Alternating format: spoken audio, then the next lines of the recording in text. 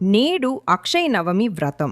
ఈరోజు అక్షయ నవమి దీపావళి తరువాత 8వ రోజు జరుపుకునే పుణ్యతిథి.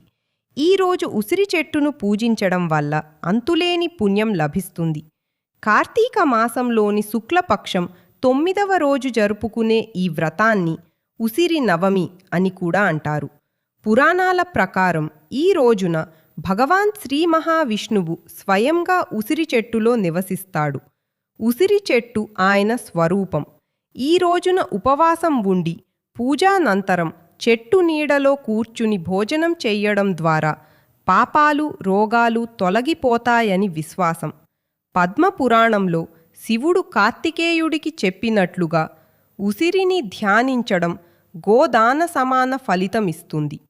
ఈ రోజున కుటుంబ సమేతంగా ప్రజలు ఉసిరి చెట్టు కింద ఆహారం తయారు చేసి తీసుకుంటారు.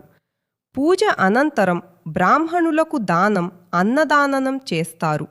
మహర్షి చ్యవనుడు ఉసిరి సేవతో యవ్వనాన్ని పొందినందున ఈరోజు జామకాయ తినడం శుభమంటారు. కార్తీక శుక్ల నవమి నాడు జామ చెట్టుకు ప్రదక్షిణలు చెయ్యడం రోగనాశనం చేస్తుందని నమ్మకం.